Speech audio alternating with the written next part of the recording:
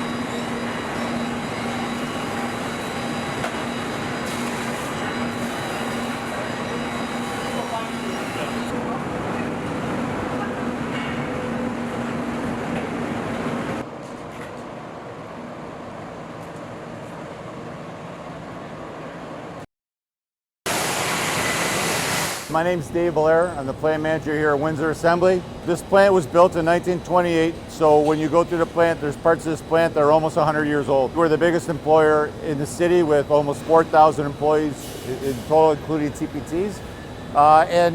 It's an integral driving part of this city. Like I've said before, it's a big city, but it's a small town. The quality here, this plant is known in North America for repeatability and quality with everything that we build. And now it's exciting that we're now building another product that was awarded to us in this plant. So the Dodge Charger is a pretty unique vehicle. It's all electric. It's kind of neat actually that you go in this plant, you see minivans going by and sports cars on the exact same assembly line.